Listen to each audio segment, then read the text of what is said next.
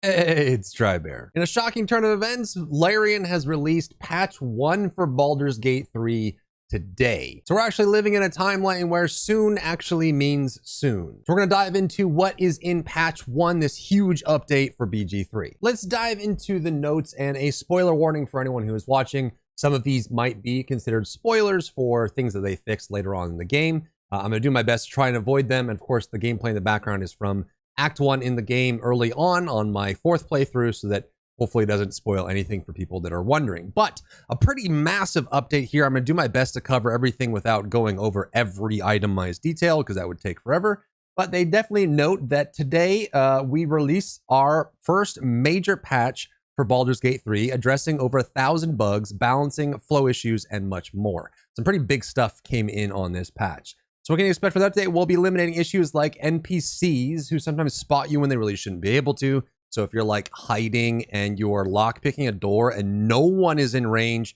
you hold shift and there's nothing that anyone can do to see you. You're completely off on your own, and all of a sudden someone says, "Hey, what are you doing?" I've had this happen when I'm like upstairs in the attic on a house that's empty, and somehow someone spotted me. So that one is getting addressed. Floating items during cutscenes, and also there is an issue. There was an issue, I guess, with Shadowheart's romance scene not triggering for some players. I actually figured out what was causing this specifically, and I had it in my Shadowheart companion guide that I'm about to put out.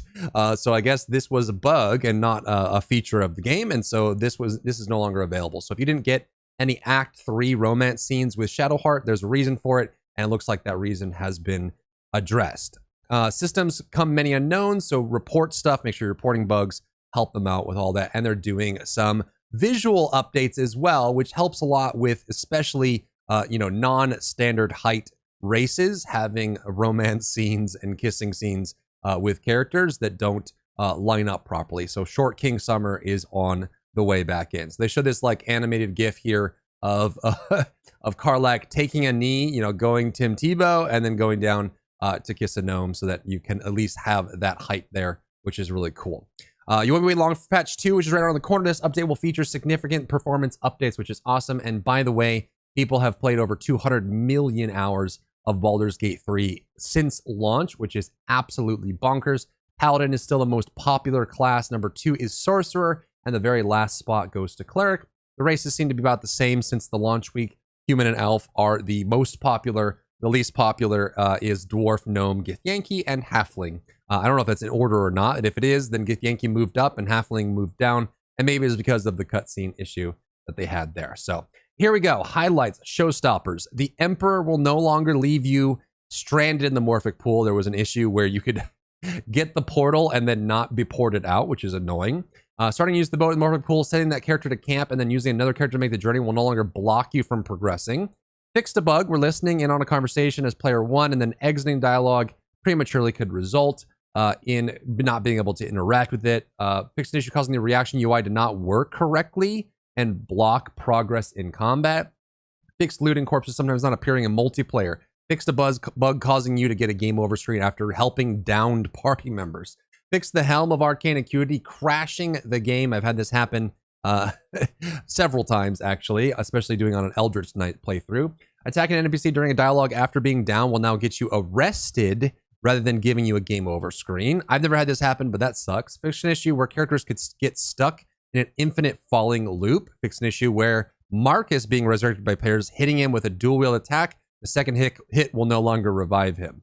Will should be able to talk to Ravengard being at Moonrise Towers and will no longer have an exclamation point above his head without having anything new to say. Will should now be able to tell you what to do next if Onsor is killed in Act 3, and he has an exclamation mark above his head, which is good. Ravengard no longer addresses non-tadpoled characters as true souls. Yes. Shadowheart should more easily... There's some characters you can get in your party, especially in Act 3, that don't have tadpoles, but then he would still talk to them as if they're true souls, which breaks immersion. Shadowheart should more easily follow up with her on her proposed romance moments in Act 3. So this one, I think what the issue was that if you didn't give Shadowheart her Night Orchid in Act 2, you wouldn't get any romance scenes in Act 3. This was my findings, at least from testing and doing romance testing with Shadowheart, but I guess they got rid of that. So it means that if you didn't, you might still get them, or maybe you will still get them, depending on the relationship you have with Shadowheart. Fixed conditions being updated before a save game finished loading caused the hag to have 0 HP. So if you, while it's loading, if you kept going while it's still saving, it would get really, really weird. It's still going to happen, but maybe not as much as it was before. Fixed Karlach not going to camp after being freed from the Worm's Rock prison if your party was full. Jaheira and Minsk paths are tied after you save Minsk. So if you forsaken him, Jaheira should now follow after him. That's kind of crazy. So I guess you have to have them together as a pair. Fixed bug that made it possible to break up with Asterion without meaning to. The Dryder will now recognize you're with him when reaching Moonrise Towers if you start following him in the middle of his route. This was possible if you stopped, like if you followed him in his route all the way to the inn where you meet the Harpers. He'll just turn on you without realizing that you're not one of them. Art and Fist Jalar no longer get so scared of bears and spiders that their quest breaks. The Zhentarim will now consistently use the mines after their allies have fallen back to safety and will no longer actively try to blow themselves up. That sucks. That was kind of fun. Minthara no longer references irrelevant topics or passes judgment on companions more than once. So this dialogue would just stay active the whole time you had her as a companion. It wouldn't go away, and so I guess that's being fixed there. Fix the dialogue flow when dating Minthara. Fix Minthara's body disappearing at camp after you decide to bring a sweet moment to a terrible end. Cough, cough, dark urge. You can no longer recruit both Halsin and Minthara to camp in the same playthrough. So major spoilers on this one, I guess, but in order to get Minthara, you have to siege the Druid's Grove and then save her in Act 2. And if you siege the Druid's Grove, you lose Will and Karlach by default. There's nothing you can do to stop that. Some of the other characters are going to be appalled by your choices, but you can convince them to stay. But Karlach and Will leave immediately. And then I guess Halsin is now going to be in that camp, that if you do that, Halsin will leave and never come back and not be available as a companion. Change several precise map markers into more appropriate general area markers, such as for investigating Kaga, investigating the cellar in Blighted Village, and finding Halsin at the Goblin camp. Made it less ambiguous that you're starting a romance with Gale when choosing certain dialogue options. This was an issue where when Gale was coming on to you, your options were, hey, I want to be with you too, or hey, I hate your guts and you're the worst person on the planet. And so some of the neutral friend options seemed like friend options where we're actually just progressing the romance. So they made it a little more clear which choice you were choosing. During the Gale's spell teaching scene, you now have the option to picture a future with Gale that falls somewhere in between kissing him and kicking him in the head. So it was not less severe in that choice, which is what I just mentioned. When confronting Raphael in the House of Hope, Raphael would no longer target his own pillars or allies with Flames of Avernus. That's a shame. That make the fight a lot easier, but it's a great fight if you haven't done it yet.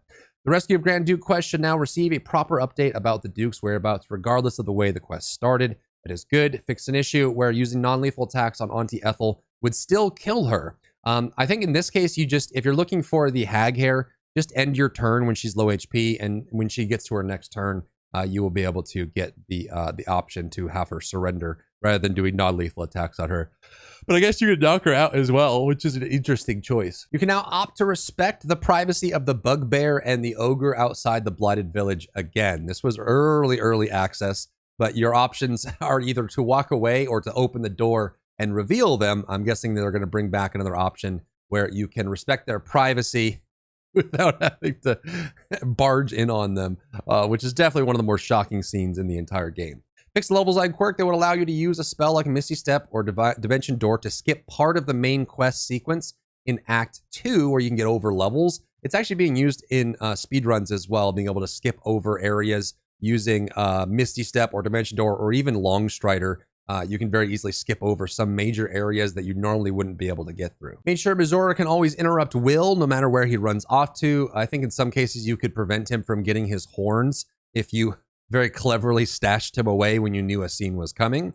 If Dolly curses you with a clown in town condition for making her angry while she's inside the moon lantern, she will now paint your face. That'll teach you. And the Zhentarim at the Goblin Camp should now be more tolerant if you approach them. Made gold bounties more generous in several containers across the game. There's sometimes where you would find a very late game or difficult chest to get to, and it would have like 32 gold in it. So hopefully this has increased quite a bit for those spots. Increase players' HP bonus in Explorer mode from 50% to 100%. So you get even more HP in the base difficulty, to make it a little bit easier if you're just trying to enjoy the story. Rogue Arcane Trickster's Mage Hand now does not expire until destroyed and does not lose invisibility on long rest, which is super cool. You can no longer have multiple Mage Hands active at the same time per character. The shield reaction can no longer be used while silenced. This makes the fight at the end of Act 2 a lot more doable because there's so many of those acolytes that have shield, but you can't silence them out of it, and no matter what, they're always going to have it. So this becomes more of a tactical option for you in that fight. Pick's not going to be able to create a 5th level spot from sorcery points. College of Lore bards can now pick which additional skill proficiency they receive. Bards that are already of the College of Lore need to respect to get this choice. If you're playing College of Lore right now and you're continuing a playthrough and you want to get the additional skill proficiency that wasn't there, then you'll have to respec at Withers to get it. Made sure proper spell difficulty class is applied during multi-classing. Sometimes it would apply the wrong one based on which character you were playing, so it got kind of weird.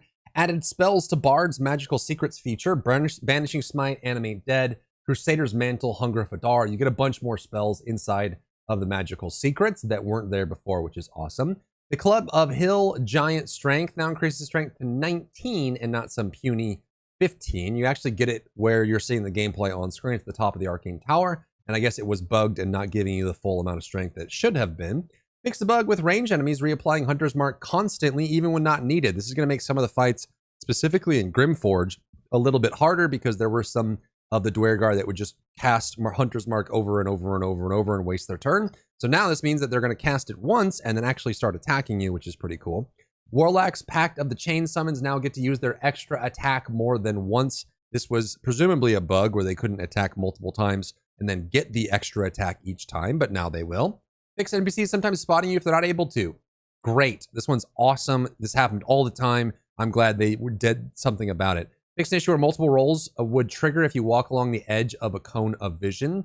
Dance Macabre, which is the necromancy thing you get in Act 3, will no longer kill you when you long rest. And I hope this applies to other summons that explode on death.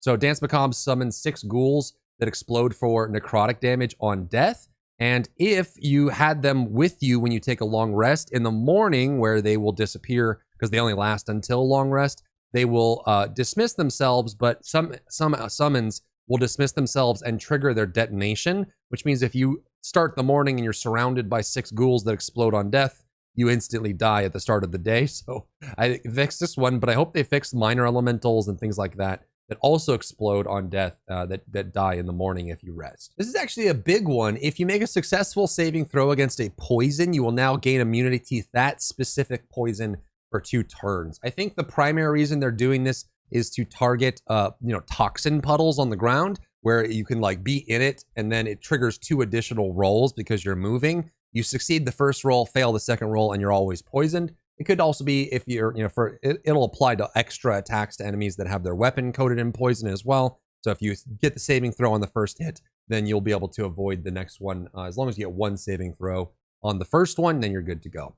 Grim, the Protector of the Forge, now deals additional damage in Tactician mode. I just did the achievement where you have to kill him without slamming him with the hammer. And boy, it was a little bit easier than I thought. So this is going to be even harder now, which is pretty cool. Me and Locks are now immune to the Shadow Curse in the Act 2 Shadowed Lands. Increase the HP and AC of Orin. People were trolling and killing her quite quickly, even in her Slayer form. So that's definitely something to look at.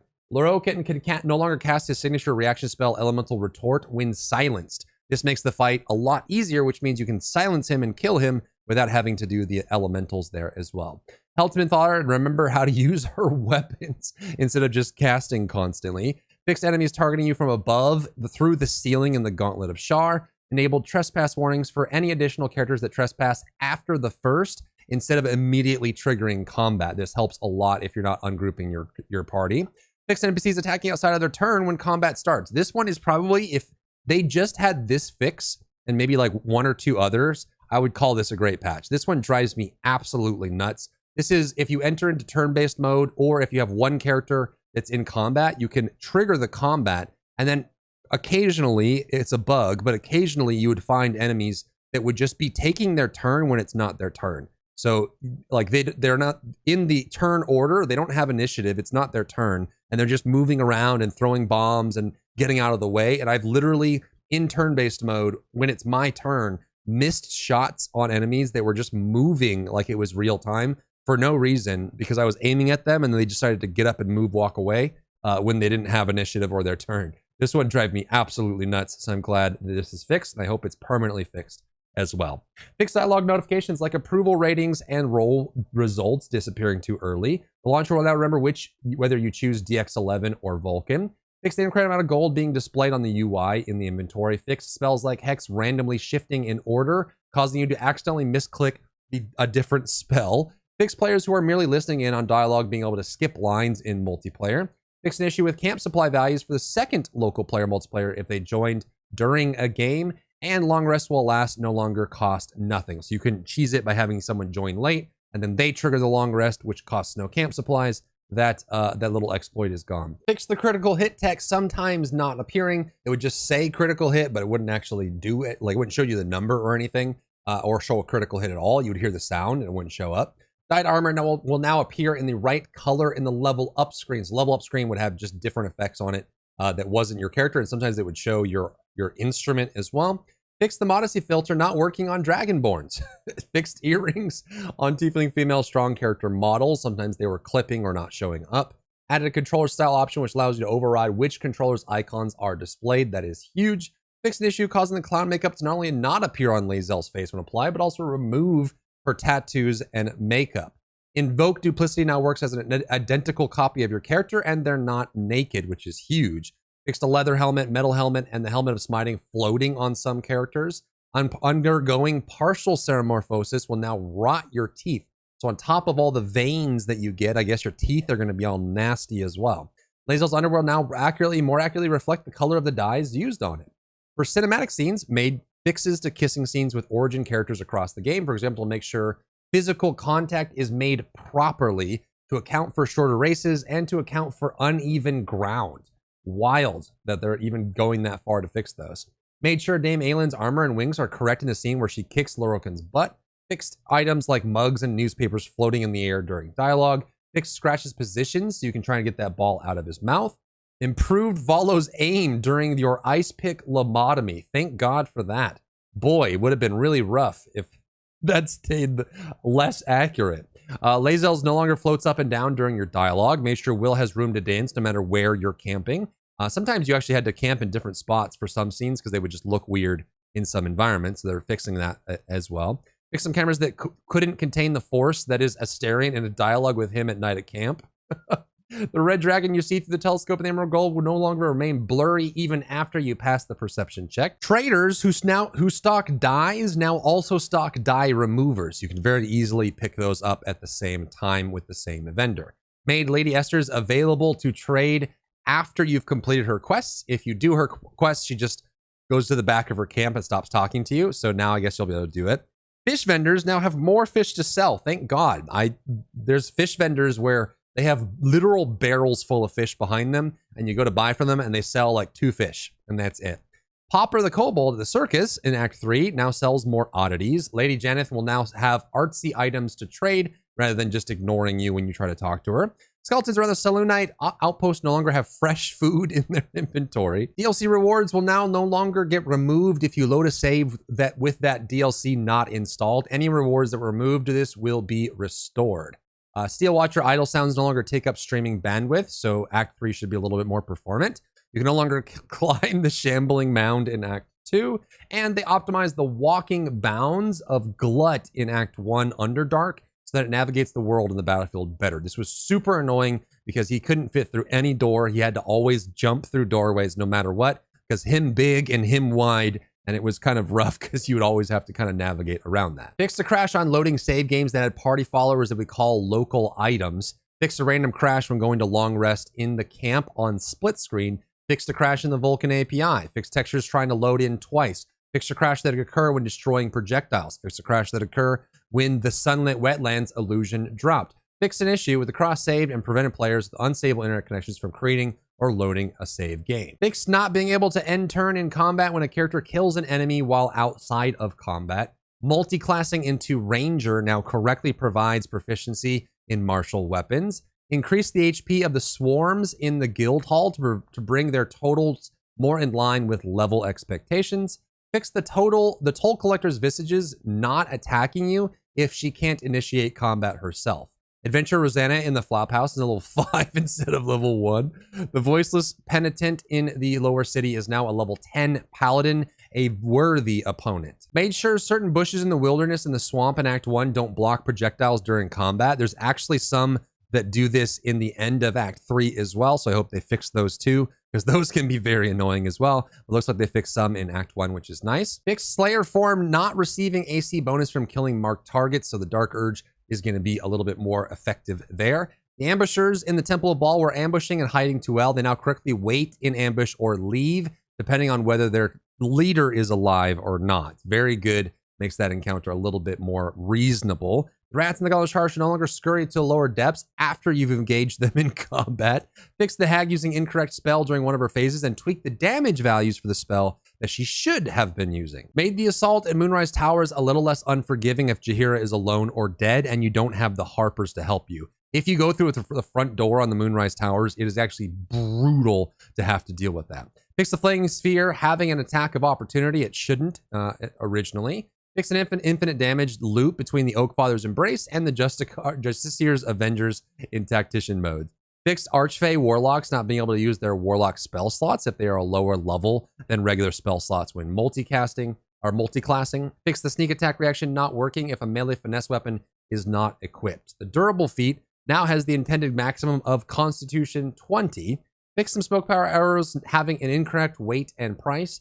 NPCs are now less likely to attack spiritual weapons. This is kind of a bummer. It made summon clerics a little bit more viable because you could always summon spiritual weapons and then take up an entire turn of the enemy just beating on your spiritual weapon, but I guess it's a little bit more reasonable. Fix spiritual weapon and spirit guardian receiving a 2-hit bonus in tactician mode.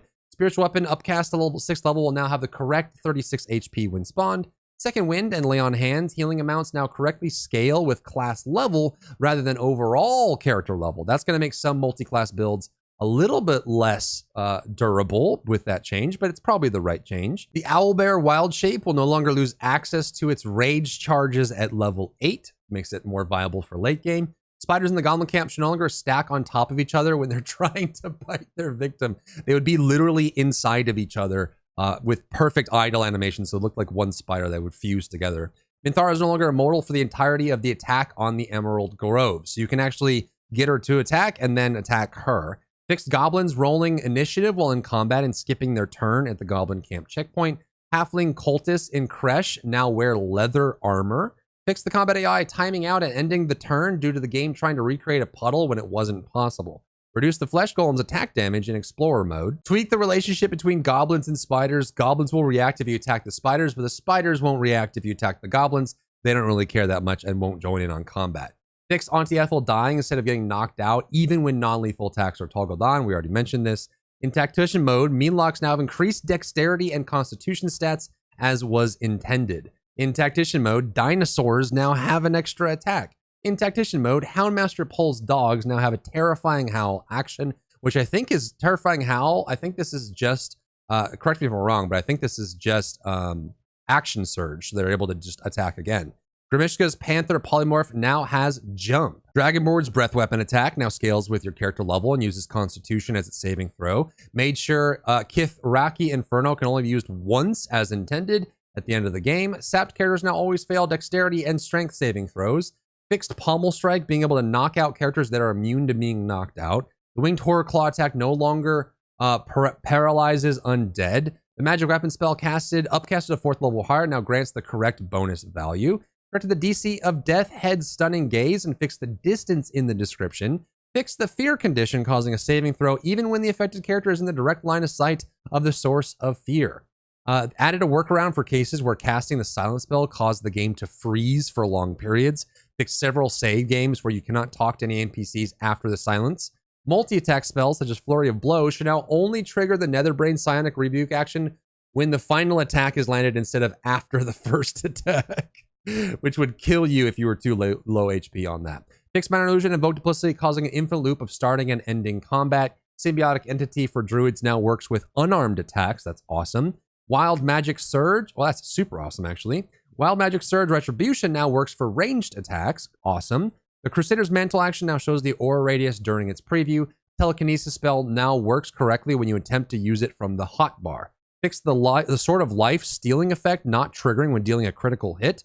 Insect Plague now correctly rolls a con saving throw each turn to deal full or half damage. Fix the Cloud of Daggers spell not being considered a hostile action and not starting combat. So they would just heal themselves outside of combat and just deal with it that way rather than just actually starting combat properly. Fix the Stone Skin spell granting resistance to magical damage. It should now provide resistance to non-magical, which is good. You now correctly gain XP for enemies destroyed at the end of the Lakeside Ritual by Last Light. Entering the city sewers from a certain location now gives the same exploration XP as other routes. There's one route here that you can get to from underground that won't give you XP from the exploration. I don't think you can get it after that either. Added XP rewards for the area around the Mason's house in the Shadow Curse lands because you deserve it. When defending Halsin's portal, individual enemies now give less XP, but this is just to balance out the fact that you now gain XP at the end of the fight. Fix the bug allowing you to use the knock spell to unlock magically protected doors in Kazad. I thought this was intended. That's not a bug.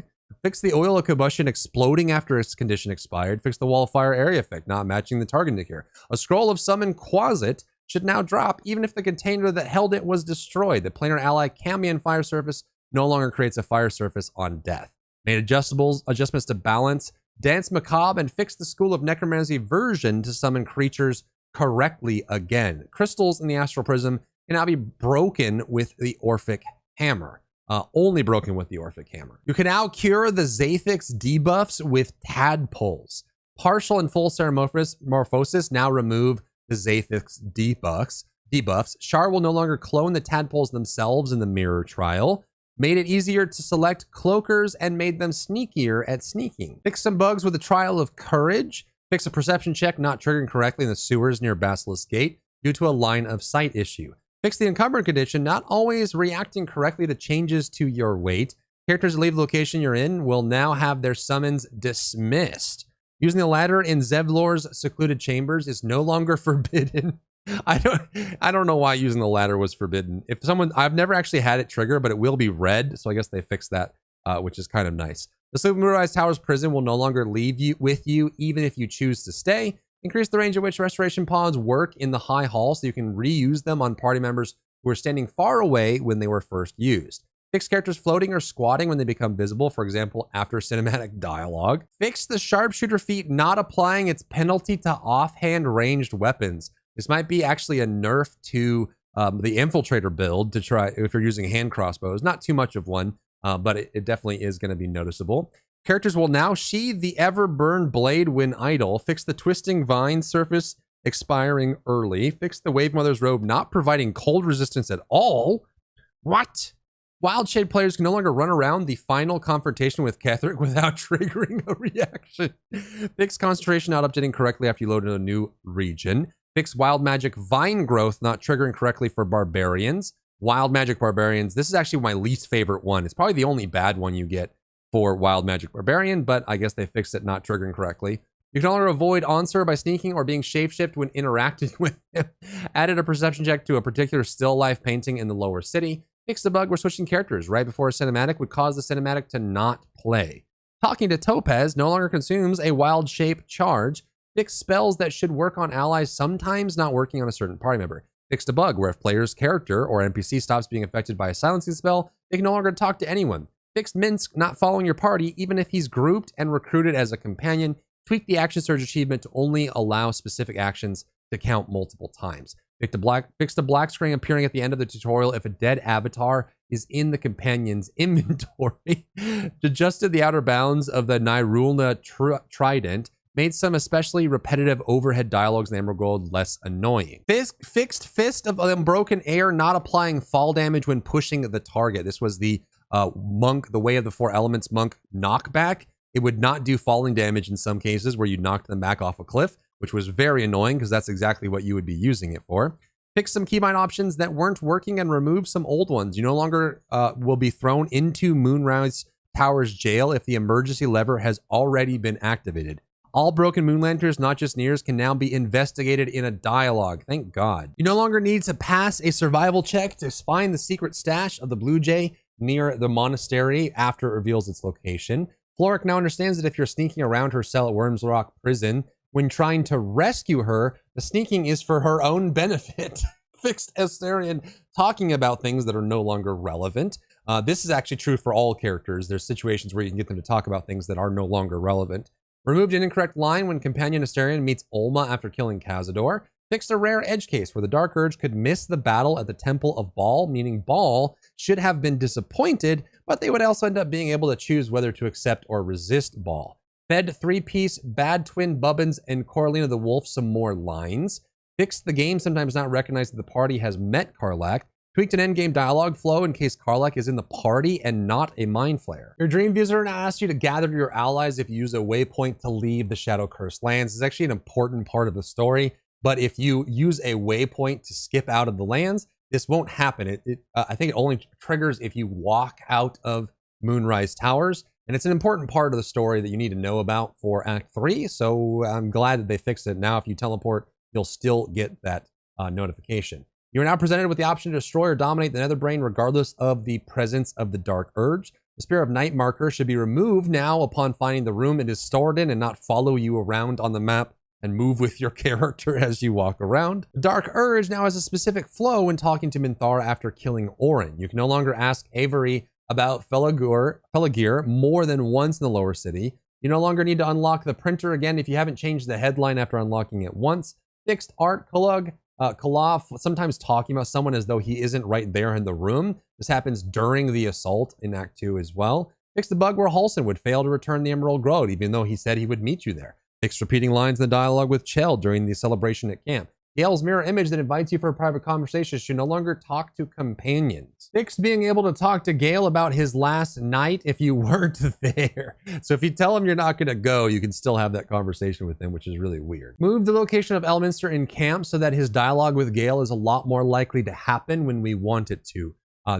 They probably just put Elminster right next to Gale so that they can be in range when you talk, so you don't have to be Gale to trigger this conversation when it does happen. In the Creche, you can now talk to the captain's wolves using Speak with Animals. This wasn't possible, but now it is. Failing to help Astarion with Raphael's quest now leads to him breaking up with you. Adjusted the conditions for Harlep's follow-up scene in Baldur's Gate, the Incubus in Act 3. This will happen more often, I'm guessing. Avery will now give you more potent free fireworks if your allegiances align. Fixed Murkon's dialogue not triggering after defeating the Harpies, particularly for wild-shaped characters. Myconid Sovereign now gives you the intended explosive. Sometimes there's a bug where you wouldn't get a reward from this quest, which was pretty annoying. Killing the Emperor at the end of Act 2 will now trigger a game over. Find Mystic Carrion's Servant quest in Act 3 will now close properly if you give Thrumbo or Thrumbo's Jar to Mystic Carrion. This would be stuck on forever. You couldn't actually finish it. Added dialogue options for players who don't have the Orphic Hammer to declare to the Emperor that they're going to try to find a way to free Orpheus. One of the chests in the Emerald Grove now has more treasure. Added some missing potion ingredients into the brewer's stash. The Bay Knight Clerk at Felagir's Fireworks will now sell free samples. The Steelwatch Titan now carries Infernal Metal. Improved the loot for Auntie Ethel when she's in the city. Added treasure to the buried mound revealed by the Blue Jay near Rosemurn Monastery. Added more gold to the Risen Road Toll House treasure. Even more. There's already so much in here. This makes this like you want to do the Toll House no matter what. Oh my god. Stone Mason Kith, Ajak Jahira, and Entharl Denthelon now sell scrolls of Revivify to help you get those at that point in the story. Umberlee now carry more belongings. All of the mermaid, the servants of Umberlee in Act 3. Fixed the pouch in the Worm's Crossing, missing its treasure. Filled the pockets of Shar Sentinels in the Sharan Sanctuary. Wargs now drop Warg Fangs. That is awesome for alchemy and things like that. Fixed an issue where you could store items in containers that can't be opened, like destructive barrels. I didn't even know you could do this. Boxes of fireworks now specify the damage that can be done if they explode. Fixed a bug where adding items to the chest of the mundane changed the weight of the item. No! That was the whole point! Fixed unreachable items in the Underdark on a desk near the slack-skinned head in the Necrotic Laboratory. Unreachable items in the Nautiloid. This is great. There's a bunch more locations than just these 4, but hopefully they continue doing these in the next update because there's a bunch of items that Even if you're standing directly on top of them, you can't reach them, you can't move them. Sometimes there's save states that can affect it, so it's really nice to have these updated. Fix the crystalline lens alchemic ingredient being highlighted in orange as an important story item. Some people weren't crafting this in alchemy because they thought it was really important, but it's just an alchemy item. Specified that the savage attacker feat applies only to melee weapon attacks. Some rangers were running this, or thieves were running this with a ranged weapon build because it just says weapon attacks, but it is only melee weapon attacks, so the tooltip will reflect that to make it more clear. Supreme and Astral Tadpoles are now properly highlighted in orange as story items. Unarmed attack tooltips will now display bonuses correctly. I'm actually working on some monk builds right now, and then sometimes when you do unarmed attack or the bonus action attacks, they say they do almost no damage, but they definitely don't. So the tooltip just wasn't working. Fixed unreachable digging mounds across the game. Hopefully, it sounds like they've got all of them. There are some mounds that you can dig that you can't actually get to and activate your shovel, which is pretty annoying. Position the camp chests a little bit better at Moonrise Towers and the Elf Song Tavern. Players will now be able to access the secret floor in the House of Healing in Act 2. Fix the platform being stuck under the lava in Grimforge when trying to forge a second adamantine item after the boss fight. Updated a bunch of map markers to be more accurate when you're looking for a specific quest. One in Act 2, one in Act 3, and one in Act 3 as well. Just making those a little bit clearer. Dismissing familiars doesn't pause anymore before actually dismissing. Some summons, not just familiars, and maybe this is just familiars that got fixed. When you hit dismiss, they would just like stone out and sit there and think about their life, and their life would flash before their eyes for like 10 seconds, and then they would vanish. Then they did a bunch of body type and like mesh and model fixes for clipping and showing lines with tiefling tails, half-orc heads, male human heads that are the strong body type on certain armors, clipping through things, visual effects, things like that. Fixed a bug where some cultists in the city sewers were naked and bald on the ground. So I guess they're gonna have hair and have clothes now. Fixed some helmet hair sticking out of helmets. They just did this across the board. I'm guessing this is clipping or things that don't show up properly. Tons more clothing clipping issues, including a dark section on Mizora's dress, belts and other meshes that collide or clip with each other. Made several mixing adjustments across the game. There's tons of dialogue in the game it'll play a new line and suddenly be mixed way lower, like much quieter, and then go back to being loud, especially in very important story moments.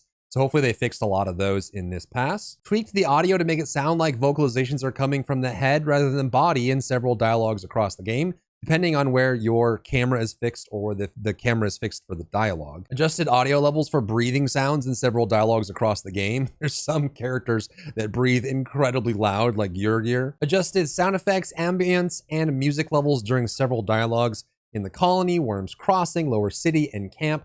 Tons of sound effect fixes and polishes in dialogues across the entire game. One of the male origin voices will make quieter pain sounds during the Incubus romance in the House of Hope. Fixed a bunch of cases where sound effects were missing or not playing at all. Crawler Mucus and Drow Poison cloud services now show a visible cloud effect rather than just the poison on the ground. Oftentimes you would not see this and you'd walk right into it. Made general improvements to all cinematic, cameras, pops, mocap, and staging in many dialogues across the entire game. Cleaned up twisting forearms and twisting elbows, and cleaned up mocap in dialogues, and custom touches and polishes being improved on some dialogues across the game. Added a new animation for Shadow Heart's romance for better continuity, including fixed animation issues in Shadow Heart's romance scene. Smoothed some pops during transitions between lines while romancing Shadow Heart. This has happened to me many times. Fixed a bunch of issues of characters popping in and out, sliding, gliding, going up, things like that during animations. Fixed a bunch of cases of twitchy legs or tentacles that would just kind of vibrate during a scene. Updated shots of Barkus flying off the windmill. Added new scene staging in the Morphic Pool after you kill Gortash. Plus minor GPU time improvements and miscellaneous performance optimizations, so hopefully people see better frame rates and performance overall, including fixing a memory leak on saving and loading, among a ton of other fixes and optimizations and improvements that I skipped because they were rather minor. So that is patch 1 for Baldur's Gate, and they have another one on the way as well, and they've also announced that Xbox is coming by the end of the year. So if you're excited about that, let me know. If you found value in the video, leave a like down below. Leave a comment for the algorithm to help this video get seen by more people. And I'll see you on my live stream. If you enjoyed yourself today, leave a like down below. You can support me and my work on Patreon and view Patreon exclusive content. Link in the description. Thank you so much for tuning in, and I'll see you in the next one.